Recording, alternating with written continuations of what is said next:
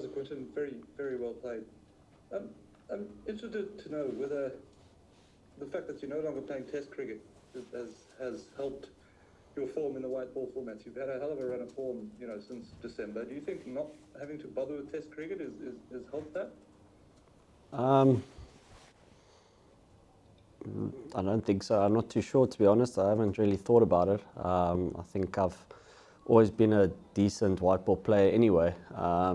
So I don't know if it is that. So yeah, I haven't really looked into it. So I don't think so at this moment. Thanks, Telford. We're going to go Heinz, then Ken, then Fidos. Hi, Quinton. Very well played. Congrats. I know you're a guy that doesn't necessarily dwell too much on these type of things, but I know you missed out perhaps on a century, but was that one of the most satisfying innings you've played in some time? I mean, it just seems that you just timed the ball so well, pierced the gaps, and without almost like an inkling of, I always want to say, overly aggressive intent. Was that quite satisfying? Yeah, I think it's obviously nice getting out there, scoring runs for the guys. Obviously, we've had a little bit of time off from our last series, so it's nice just to get out and spend some time in the middle. It's always satisfying, whether I'm going at a high striker or a low striker, as long as I can just help out the team, it's always satisfying, I guess. Thanks, Heinz. Ken? How's it, Quinny? Lovely knock, well done. Just in terms of satisfaction, I know you were going great guns towards the end of your innings, 92 of 76, but it seemed at the start that England actually bowled really well and there was a bit in that pitch. How pleased were you that, it wasn't the easiest of starts for you, but you showed really good judgment in managing to get through that and just gave yourself the time to actually then dominate the bowlers? Yeah, obviously there was a bit of swing, there was a bit of movement in the wicket, so it's just a matter of just soaking up the pressure. Obviously, 50 overs is a long time to bat, so obviously was able to do that, but still remain strong in my positions in what I wanted to get done. So still try and put away the bad balls while having a strong defence. That was just the game plan. Just keep the ball on the floor for as long as we can. Because obviously on this outfield looks like there was a lot of value for shots here, so that was just the plan out there. Thanks, Ken, for those, and then we'll see if there's anyone on the floor before we hand over to Zahir. Hi, Connie, well batted. Connie, can you talk to us a little bit about your own workload and how you've thought about that? Obviously, with Ben Stokes retiring, that's sort of a focus point now, and I know you said maybe you haven't thought about if not playing Test cricket has helped you, but is it just freed up your calendar, or how are you feeling about the amount of cricket that you play?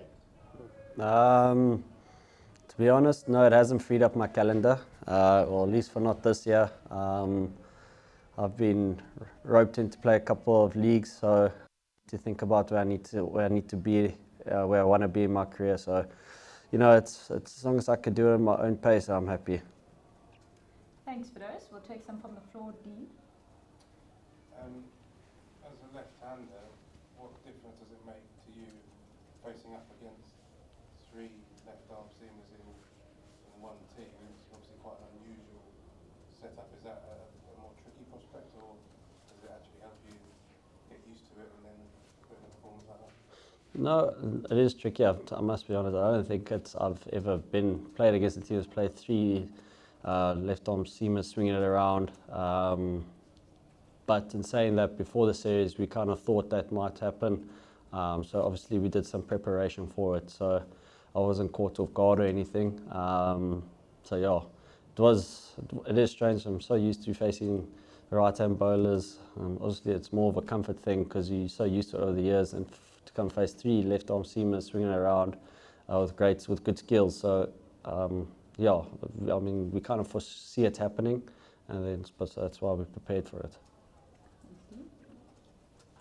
Hi, just wondering on the Ben Stokes retirement as well, and you're obviously deciding to go the other way around, but are you actually, with a bit of time and perspective, how do you feel about that decision that you made now? And do you think that the age of players playing all formats internationally is kind of coming coming to an end?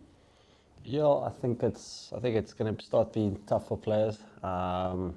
Look, 3 formats is a lot, especially. But it looks like more games are happening over the calendar years. But look, I think players need to individually, if they feel they can do it, then happy with them. Then obviously some decisions, some guys need to take into their own hands. Sometimes, longer periods need to be off. So obviously, yeah, I think it's just a personal decision. For me, I'm still happy where I am. Obviously, Stokesy, it's just happened, so I don't know the answer to that. But yeah, I think it is coming to a time where, especially, I think if you're still young, still in your career, I still think you need to play all 3 formats, get through your career, get through some things that you need to get done in your career. I think it starts getting harder the older you start getting. The body doesn't quite cooperate anymore like it used to. So, and it's just a bit of a management thing in order for us to prolong our careers. Thank you. We'll take one more from the floor before we round off the press con with Zahir. Just wondering that you are talking about playing all 3 formats, and recently in past few weeks there has been a lot of talk about 50-over format and its future. Do you see that the current 50-over? Are you currently happy with the current format of the 50-over cricket, or do you think that we need to make some changes to make it more attractive for the crowd? No, I don't think so. I think. Look, I want to say that we need to play more games, but I don't see where. There's a bit of a grey area with it, because obviously we can't play so much cricket, but we need to. It doesn't help. I think we're only going to play 9 ODIs in 1 year, so it doesn't. There's a bit of a grey area to it. So I think that's all it needs. I think the game is doing well for itself at the moment. The way players are going about it, from a batting to a bowling competitiveness, I think there's obviously a future of it. We still got World Cups that we want to play, and a lot of us still want to win 50-over World Cups. So there's still a lot to play for. But like I said, there's a bit of a grey area. I'm just a cricketer, I'm not an administrator, so it's not really my decision. Thanks.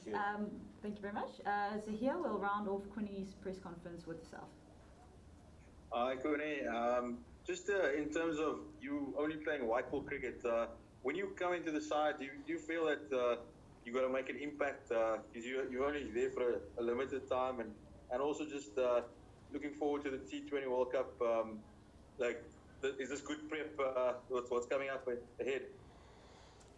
I think with a one or any player, one former player, or you play all 3, they're always trying to make an impact. It doesn't matter how many games you play. I think that's what we're here for. That's what we're trying to do every game. So it doesn't matter how many formats you play. And yeah, obviously it's key for us to play these games.